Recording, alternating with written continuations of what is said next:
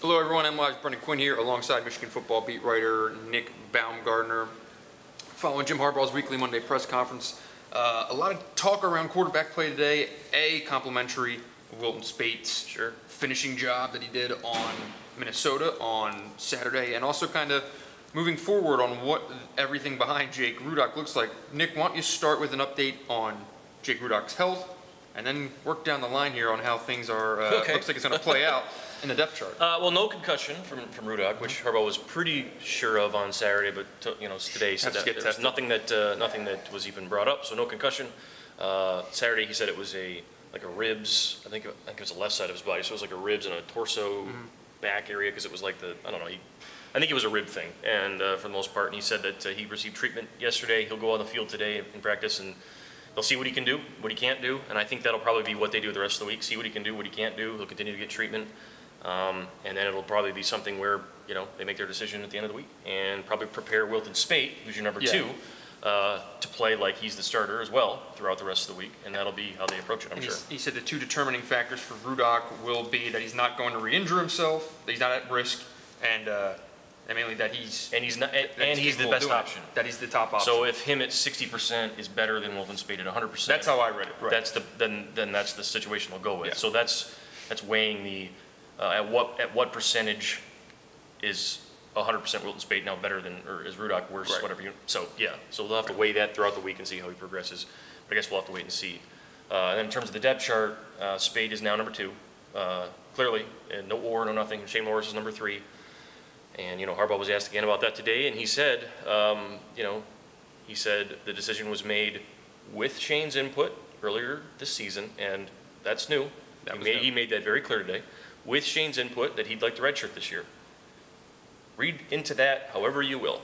You can read into that as Wilton has completely outplayed him in practice, which may be the case, or Shane almost took himself out of the running for it, because Harbaugh said today, with his input, he decided he'd like to redshirt. And when that happens, that means you're no longer competing. So now you got to get Wilton Spate ready, and that's what they've done, and that's where they'll go. And Harbaugh added that Shane Morris said to him that he had never redshirted while being here. He pointed that out for whatever that's worth. Maybe he wants a year. Maybe he wants to be able to do whatever he wants with his future. In any event, he's not. He's an emergency quarterback at best at the moment, and that is it. So there's no, that's that. And I think part of it also was they like what they saw from Wilton Spate. Yeah. And you can take that for what it's worth too. That Wilton Spate, they weren't going to lose a game on purpose just to not play Shane Morris to save a red shirt. So read into all that any way you'd like. That is what it is. Wilton Spate earned the number 2 job.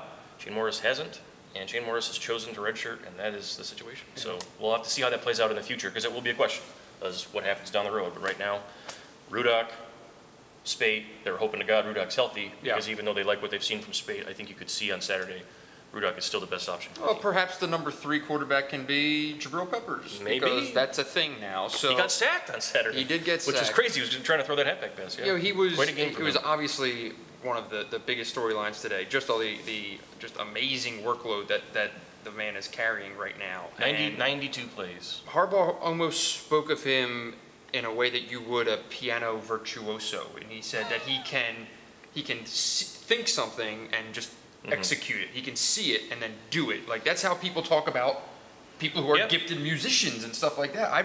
You really hear it about a guy who can just do whatever he wants on a football field, whether offense, special teams, in the secondary, up on the line of scrimmage, just does whatever he wants. Yeah, there's 3 things there that if you're going to use a guy that way, he's got to be off the charts athletically, which he is.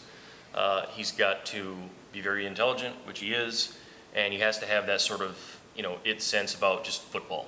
Instincts. Which he does. He has instincts about football. I mean, you could even see it, for instance, at all positions, really. It's in the return game, with the ball in his hands, and as a defensive back. You saw it as a defensive back, and where he almost has the pick 6 on the hitch. He reads the play before it's even snapped, and he almost goes away. So it's that innate sense combined with just off-the-charts athleticism, combined with, high-level intelligence, combined with the fact that Michigan's offense doesn't have anyone even close who's explosive as he is, and they have to use him as much as they can. But 92 plays is an awful lot. I just, he had 7 snaps on offense. He returned every kick, 68 plays on defense. You do that for the next 4 weeks, and I mean, if he's still standing fresh at the end, then more power to him. But I think that's got to be something where they got to watch that. as best they can, probably use him on offense only when they really need to. You would hope a game and like limit that. Rutgers, Yeah. he can have. I would he can think have they're a hoping they won't have to manageable put him workload. in on offense against Rutgers. Right.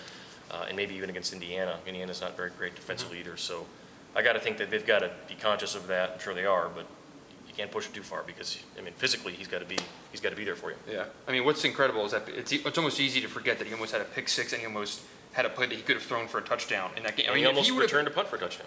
he could have had all missed four. The That would have punter been tackled him. simply So, unbelievable stuff. And you know what? That's something that's going to happen at some point where he's going to have like 4 touchdowns and 4 I guess that's the different next games. step for him. Jeez. But we'll see.